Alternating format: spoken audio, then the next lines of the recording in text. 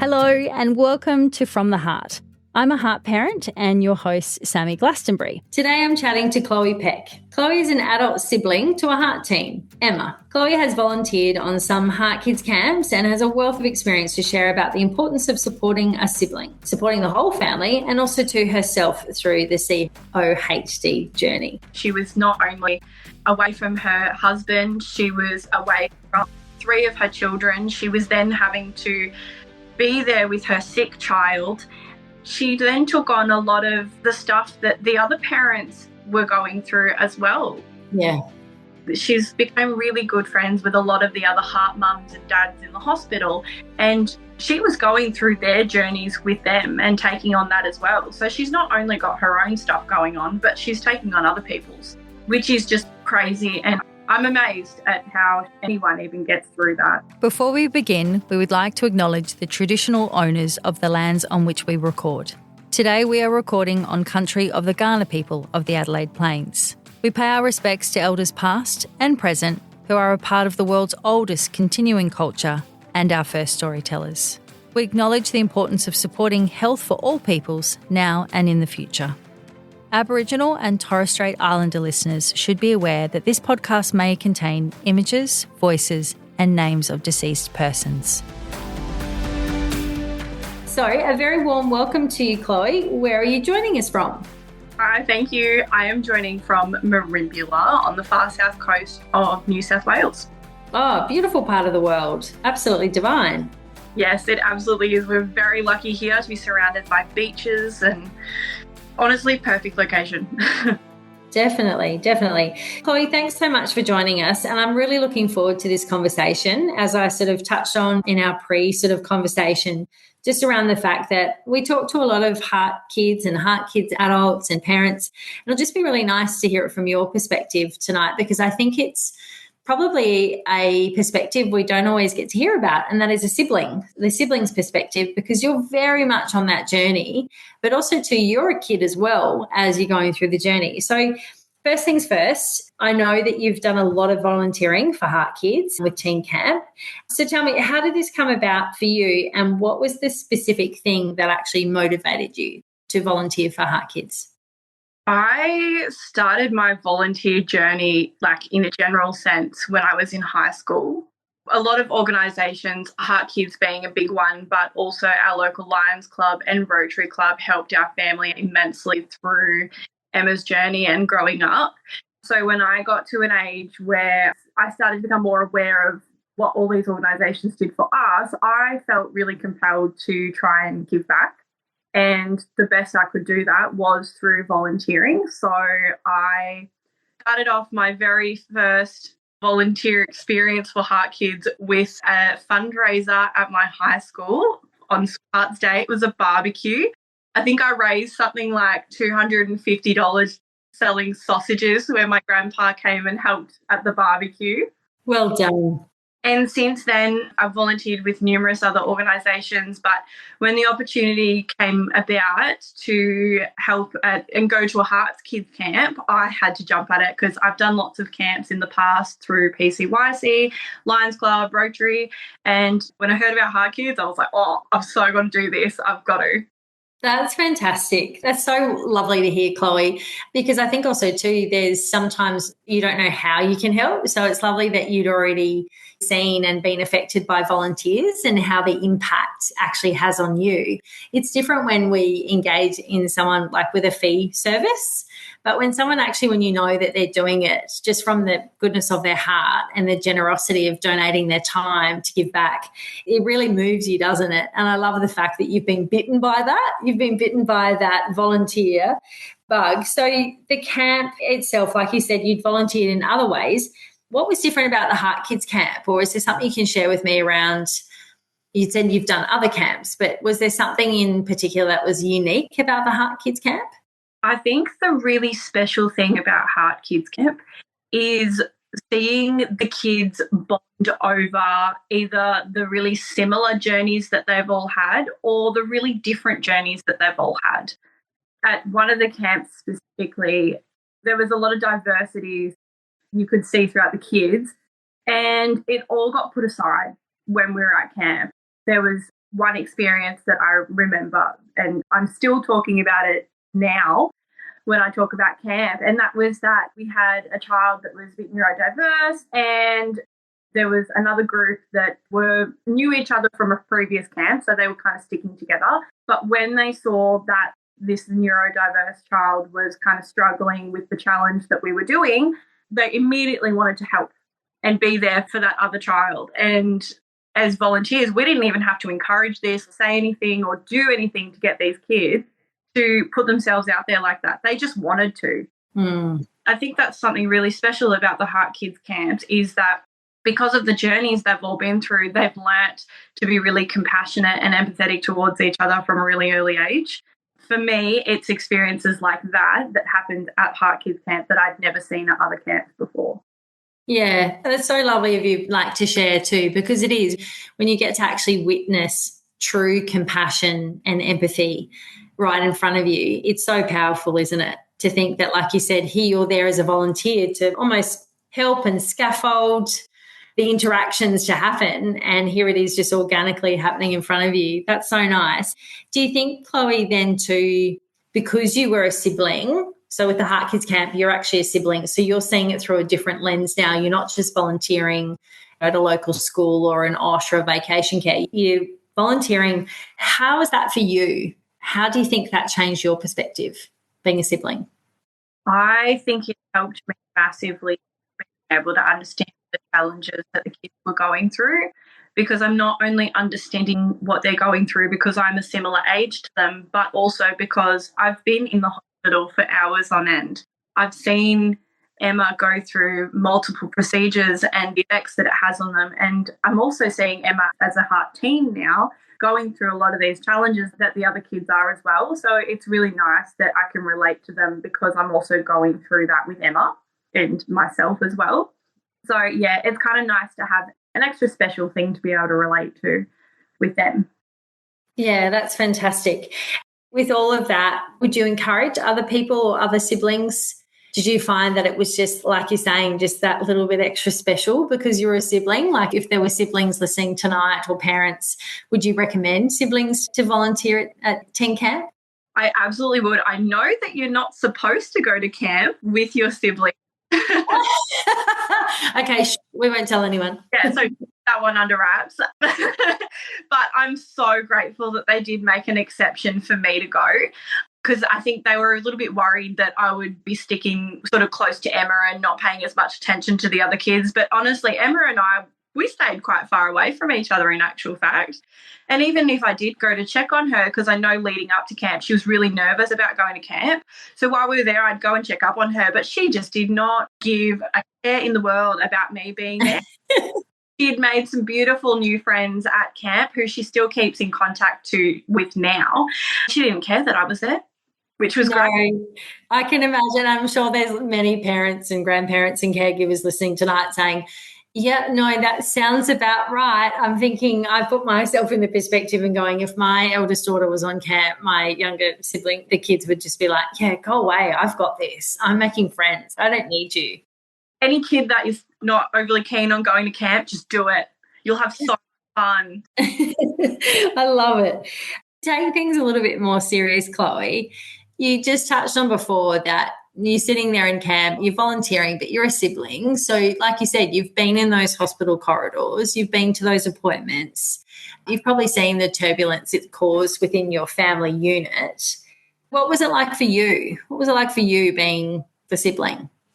I think our journey, especially living rurally, we didn't have the luxury of the hospital just being half an hour. And Emma was doing all of her care and that sort of stuff through Westmead Children's Hospital, which for us is about a 6 to 6.5 hour drive. Right, that's huge, yeah. Emma, as soon as she was born, she went straight in. She had heart surgery at 2 days old and was in care right up and did not come home until she was about 4 years old. Wow, that's intense. Yeah, so for that time, we sort of got a bit of an interesting lifestyle for a little while there, in that we would go to school for 4 days out of the week. And then on a Friday, we would have either my grandpa or my nan looking after us over those days. And then on a Friday, my grandpa used to shower us, put us in our pajamas, put us in the car, and drive us part way to Niminabel, where my dad was living and working. He had to work away at the time as well. And also, on top of all of this, my dad was actually going through his own cancer journey at the same time. Oh my gosh. But my nan sort of kept it all, and my dad also kept it very hush-hush to us girls anyway. We didn't really know too much about what was going on until a little bit later on in life, really, was when everything sort of started to make sense. But yeah, so my nan and my dad were also going through cancer journeys at the time that all of this was happening.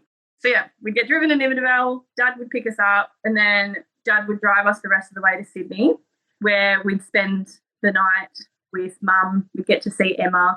We stayed in Ronald McDonald House, which the staff there were always so amazing to us. We used to have themed nights there every Friday night. A different organisation would volunteer and come in and cook dinner for everyone in the house. Coca-Cola was a favourite when they... Just quietly.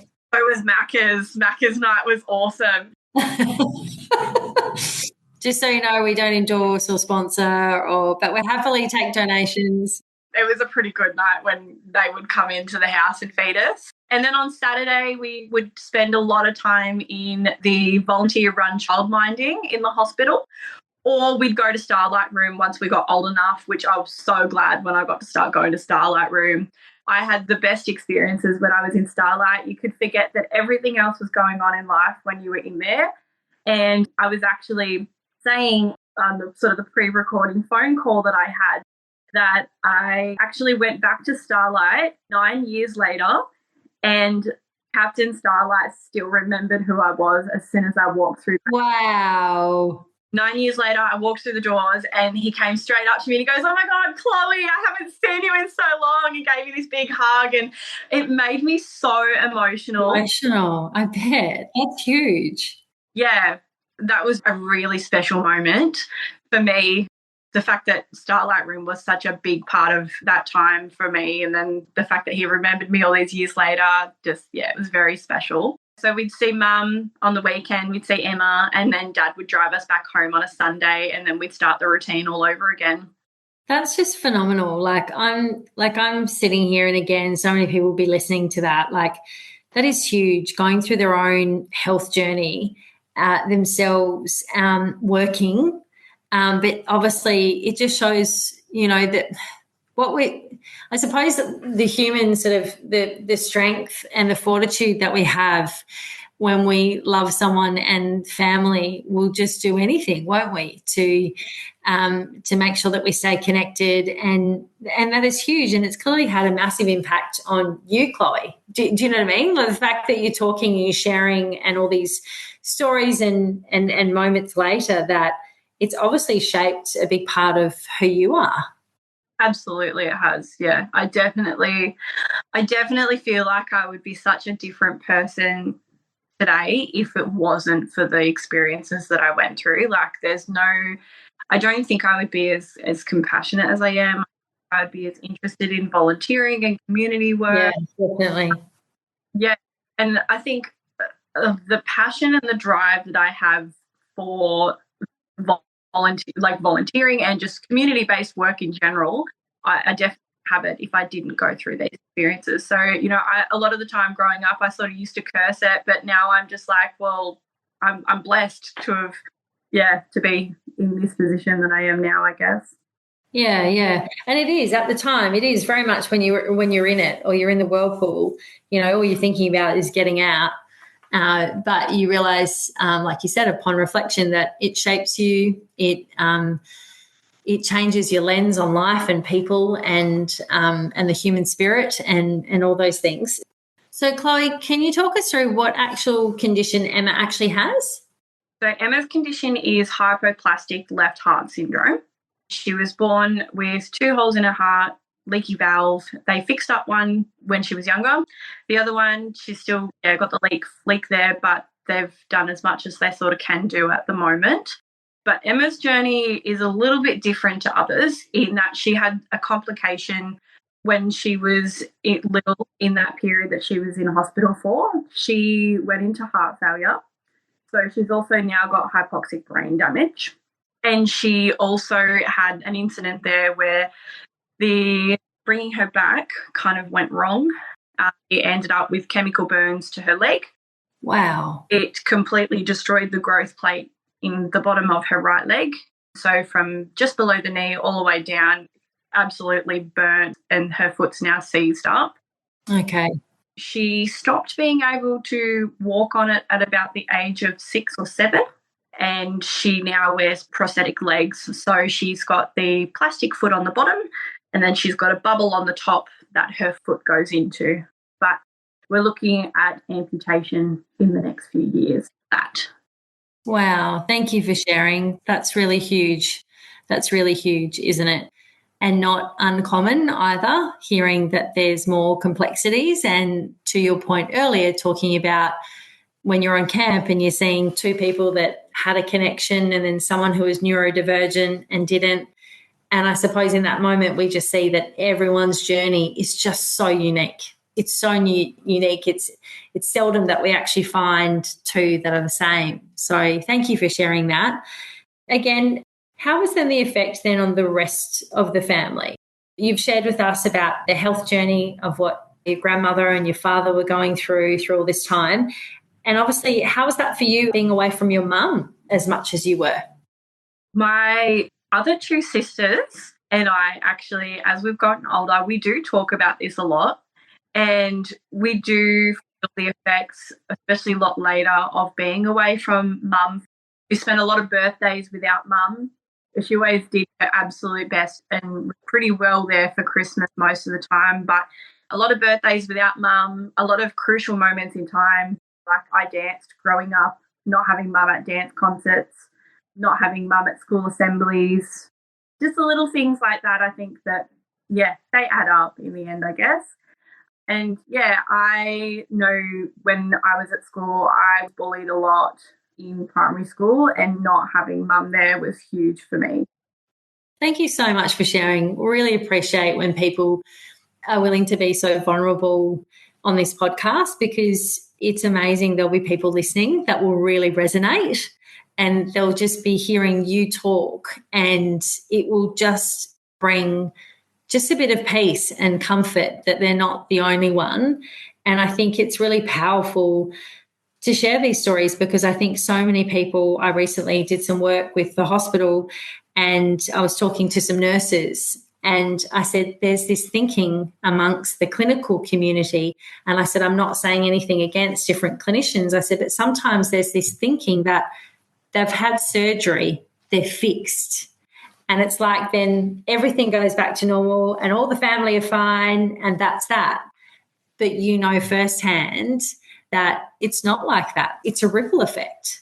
Yeah, I think especially for kids growing up without mum and dad present there, I think it's really easy to hold that against your parents as well. I guess not holding it against the sibling. It's a bit of a weird sort of tug have, where it's like you sort of blame them and you blame your sibling for taking your parents away, but at the same time you're kind of like, well, it's not their fault and everyone's just doing the best that they can, really. Yes. And that was definitely the case with my parents.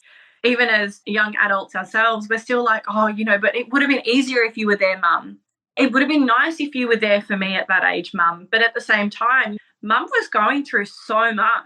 Yes, her heart would have been breaking into pieces. As a mum sitting here listening, her heart would have been breaking into pieces. And clearly it also too shows the testament of your parents' love for all of you, and your grandparents packing you up. Do you know what I mean? Washing you, going to school, packing you up, putting you in jammies, putting you in a car, driving to, that's phenomenal. Yeah, I know that I've said to mum a lot of times, I'm kind of like, mum, I wish you were there, or wish this, but at the same time, I've got to have compassion for her, because she was not only away from her husband, she was away from 3 of her children. She was then having to be there with her sick child. She then took on a lot of the stuff that the other parents were going through as well. Yeah. She's become really good friends with a lot of the other heart mums and dads in the hospital. And she was going through their journeys with them and taking on that as well. So she's not only got her own stuff going on, but she's taking on other people's, which is just crazy. And I'm amazed at how anyone even gets through that. So it's crazy. It is. It really is. But look at you. Do you know what I mean? Like, you're such an amazing person yourself in thinking of your childhood, these moments, these huge life-changing, life-altering changes, like you said, your vision. And here you are sitting with me tonight and you're talking about all this volunteering and how you're giving back, and now you're shaping other people's lives. It's incredible. I take my hat off to you, Emma, because there's two different paths to go down in life. And I love the fact that for people listening, Chloe's sitting with proud HeartKids merch as we have this conversation, absolutely flying the flag. On that, what do you think the strengths and perspectives that you've now developed? Where do you want to take all of these moments? Where do you want it to help drive? What's your destination? I've done work in community service organisations and those type of roles, and I really do want to continue in those roles because, as I've said before, the passion that was ignited in me through the experiences that I've gone through is what I think I can bring to other future, not only careers, but also the volunteer work that I do and will continue to do. Honestly, I'm at a stage in life right now where I'm like, I'm 24. I don't 100% know where I want to go, but I know that it's definitely going to be something community-based where I'm working with people and helping them to sort of move forwards in life and get to a better place. Yeah, it's insightful, Chloe. I love it. So what's your relationship like now as a sibling? Obviously, you've talked about sort of the pain and how it shaped you, and what's your relationship now like with Emma? Because you're both young adults now. Yeah. I think growing up, we always had a bit of a close relationship with Emma. She was the youngest sibling, so always kind of looked out for her. But even now, we're all still really close to Em. If anything, any sort of pull apart in our family happened between the oldest three siblings because we were trying to fight for attention or special moments because they were scarce. There wasn't a lot of, but as we've gotten older, we've been able to bond over that. And my relationship specifically with Emma is I'm really close to her, and going to camp was also a really cool experience to be able to do that with her. Definitely. Yeah. And it's just awesome now getting to be the older sister and watching Emma become a young adult herself soon.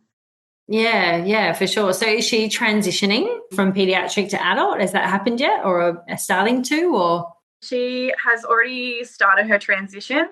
Mum took it the hardest. I bet. We've had Dr. Scholler as Emma's cardiologist growing up. He's been phenomenal.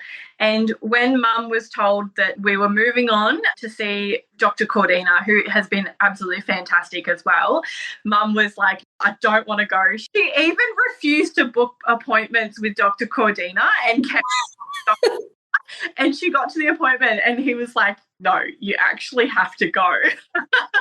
Oh my God, I can relate. As a heart mum, that day for me will be like, what do you mean? What do you mean? I know all the receptionists, all the nurses. Dr. Cordina has been fantastic, and she's so amazing in that she will talk to the parent with all the lingo, and then she'll turn to the young person and she'll explain it in the most simplest of terms and as many times as she needs to until the child understands themselves, which I think is really amazing because a lot of the time when you are young, you do go to the doctor and they say all these big words and you don't understand it and you just roll with it. Whereas Dr. Cordina, she takes the time to actually explain it to the young person. And the other really cool thing about camp is that Dr. Scholler and Dr. Cordina were actually at the Sydney camps. Emma got to have a selfie with her cardiologist. Wow, that's cool. She actually made it her profile picture on she put it on social media, her picture of her and her cardiologist, which was pretty cool. I love it. That is absolutely brilliant. I love it. Well, Chloe, I've absolutely thoroughly enjoyed chatting with you. It's so much to sort of take in, but it's so much that is relatable, and I so appreciate you being vulnerable and just sharing what it is like to be a sibling. You need that voice. You need that voice. You need, we talk a lot about the HeartKids and how it affects parents and so forth, but there's a huge effect on siblings. So I'm really grateful that you've shared that tonight. So can you leave our listeners with what's some advice, some sibling advice to some other siblings, or anything that you've come across, or information or resources or something that you've leaned into that really helped you, or even just a little pearl of wisdom that someone shared with you that you went, do you know what? That's what gets me through. Talk about it. Don't bottle it up. Don't get mad about it. Talk about it to whoever, whenever, however.